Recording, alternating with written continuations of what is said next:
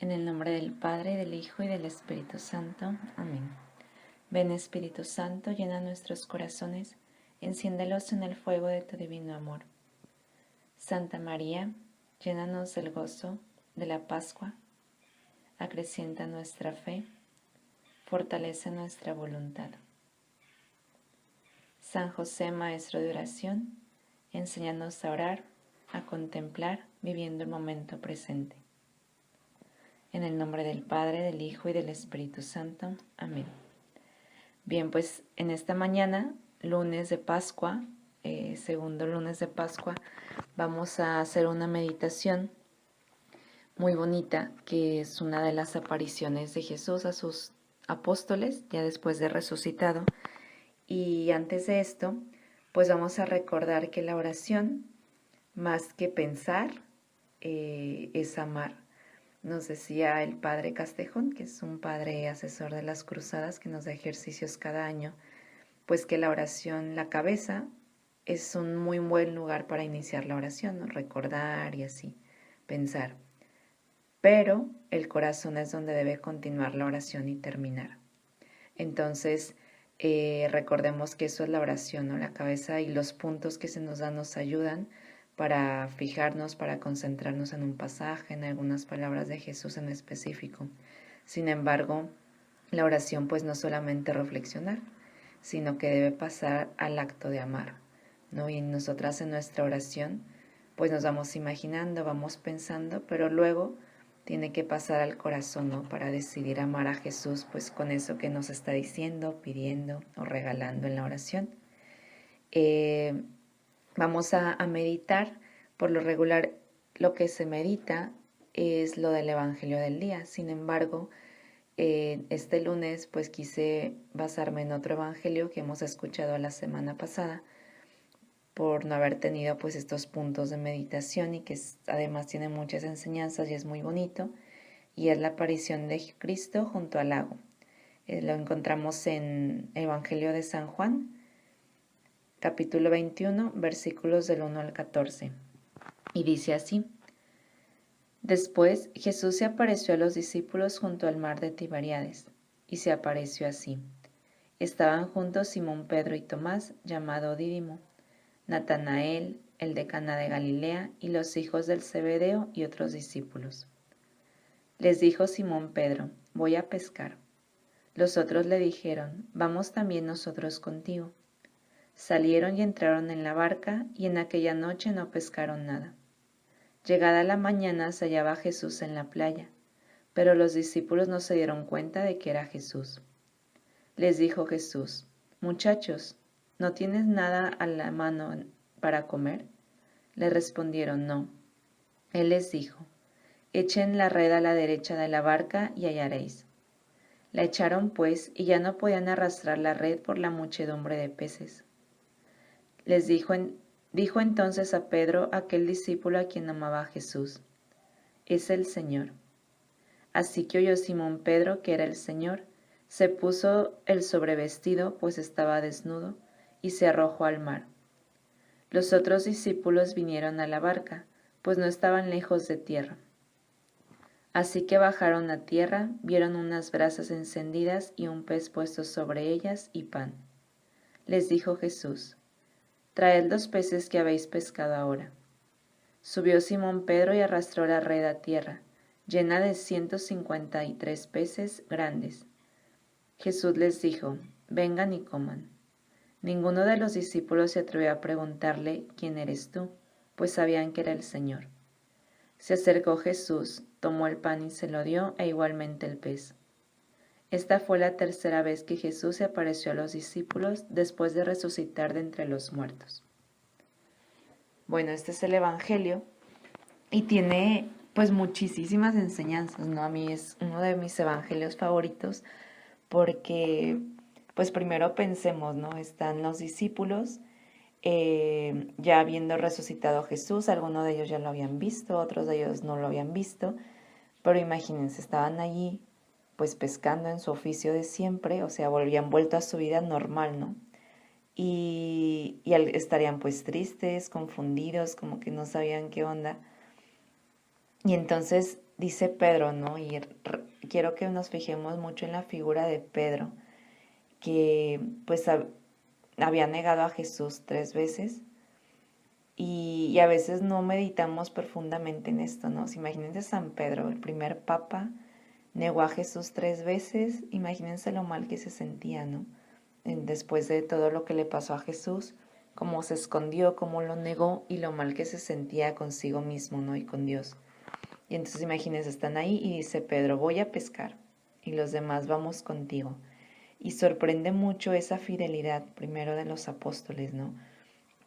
Cualquier otro apóstol pues hubiera tenido todo el derecho de decir, no, pues ya se acabó todo, yo ya me voy, Jesús ya lo mataron, Pedro es un traidor, pues ya no, o sea, ¿para qué estoy ahí con todos? Sin embargo, los apóstoles permanecían unidos, siempre, ¿no? Con miedo, sin esperanza, pero unidos.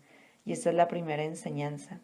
Y reconocían siempre a Pedro como la cabeza, ¿no? Por eso Pedro dice, voy a pescar, y dicen, vamos contigo. O sea, como secundan esta iniciativa de Pedro, y esa es una enseñanza para nosotras, ¿no? De, pues siempre vamos a tener a alguien a la cabeza que nos guíe, el Papa, los sacerdotes, y es como esa fidelidad, ¿no? Aunque veas sus errores humanos, aunque veas, pues sí, que son personas que caen igual que tú, pues esa fidelidad.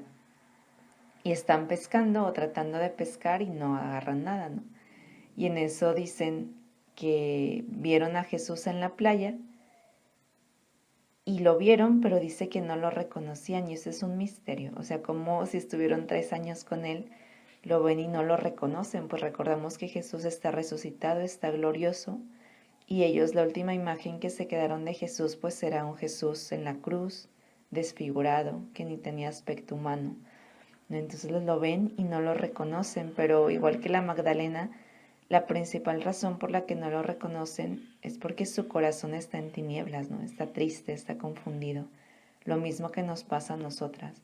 Cuando estamos en pruebas, confundidas, tristes, que no vemos, no sentimos, nos es muy difícil reconocer a Jesús en nuestra guía espiritual que nos está dando un consejo, en el Evangelio que escuchamos, en los sacramentos, etcétera, ¿no? Por esa tristeza que invade el corazón. Sin embargo, lo reconocen por unas palabras que dice San Juan, ¿no? Lo curioso y lo bonito es que San Juan, que es el discípulo que Jesús más amaba, dice, ¿no? De él mismo, el discípulo que Jesús más amaba dijo, es el Señor.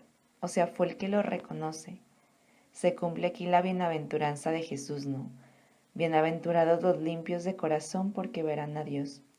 Se dice que San Juan pues es el apóstol virgen, es el apóstol puro. Y se dice esto de él porque era el apóstol más pequeño, ¿no? O sea, no estaba casado. Literal, su primer y único amor fue Jesús.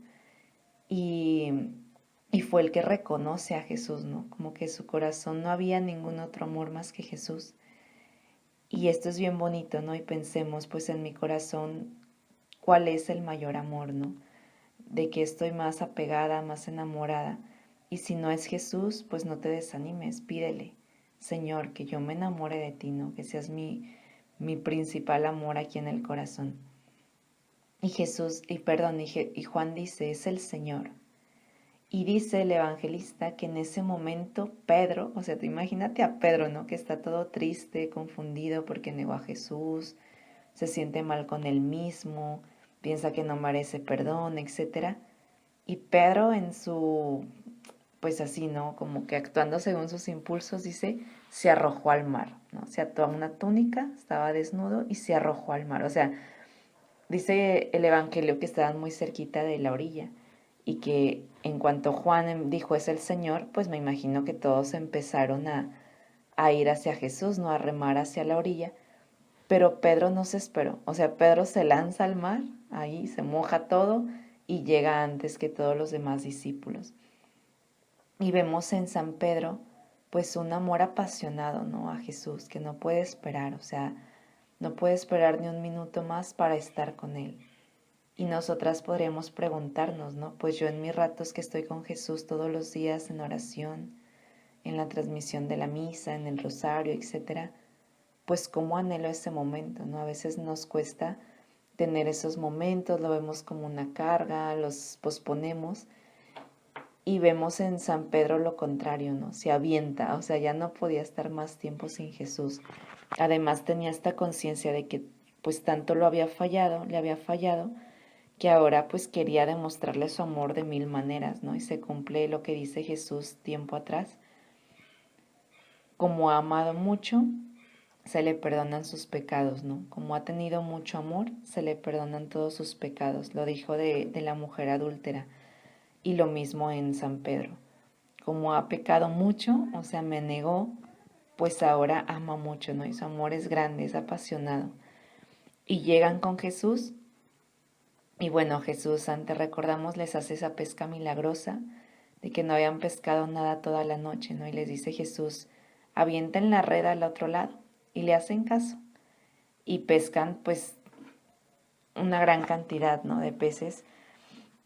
Y este es un milagro de Jesús, pero luego lo podemos nosotras como llevar a nuestra vida de apostolado, ¿no? Dicen los apóstoles, hemos estado toda la noche y no tenemos nada para comer. Y Jesús como que se los reclama, ¿no? Se los dice en la cara de que muchachos tienen algo de comer, como si no supiera él, ¿no? Como si no pudiera ver pues que no han pescado nada. Y le dice, no, nada. Jesús quiere que reconozcas tu nada, quiere que reconozcas tu impotencia, ¿no? Y te dice hoy tu nombre y te dice, ¿tienes algo de comer? Es decir, ¿has ayudado a algún alma? ¿Has hecho apostolado? ¿Tus palabras han convencido a alguna chica, a alguna persona? Y quiere que seas sincera y le digas, no, Señor, nada. ¿No? Como los apóstoles, pues nada, tú ya lo sabes, Señor, nada. Y te dice, echa las redes al otro lado. Y sucede el milagro. ¿Qué nos dice esto? Pues simplemente que el apostolado, las obras buenas que hacemos, su fruto no depende de nosotras, no depende de que lo hagamos de nuestro esfuerzo, depende de Jesús, ¿no? Y que lo hagamos en obediencia siempre, en obediencia a su palabra, en obediencia a Él, no a como nosotras queremos, no hacer las cosas como nosotras pensamos que deben ser, sino como nos dice Jesús. Y Jesús nos habla por medio de los sacerdotes, de tu guía espiritual, de todas esas personas que te rodean. Y se acercan con Jesús, se acercan a la orilla y dice ahí el evangelista, ¿no? Que Jesús ya tenía las brasas encendidas, les pide un pescado y les pide el pan y les hace el desayuno, ¿no? Y qué gesto tan bonito el de Jesús y tan humano, o sea, cómo Jesús se preocupa de ellos, de su alimento, y él mismo les prepara ese desayuno, ¿no? Ese día en el lago. Tú imagínate, a orillas del mar, amaneciendo, los apóstoles cansados y desvelados de toda la noche estar pescando, tristes, y ahora están sentados junto al maestro, ¿no? Que les ha preparado el desayuno. Y dicen que todos sabían que era Jesús, pero nadie se atrevía a preguntarle quién eres. Y muchas veces esto nos pasa, ¿no? Sabemos que Jesús está detrás de nuestras luchas, de nuestras pruebas, de esas cosas que no entendemos, pero nos da cosita creerlo, como que no queremos terminar de creer que está ahí Jesús. Y les dijo, vengan y coman. Y dice que se acercó Jesús, tomó el pan, se lo dio e igualmente el pez.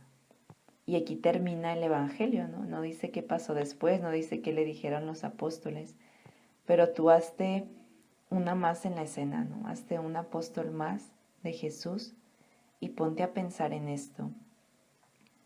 Jesús quiere de mí un corazón puro para reconocerlo, quiere de mí un amor apasionado para buscarlo, para desear cada día estar con Él, aunque sensiblemente no lo desee, pues lo puedo desear con mi voluntad, con mi decisión de amar.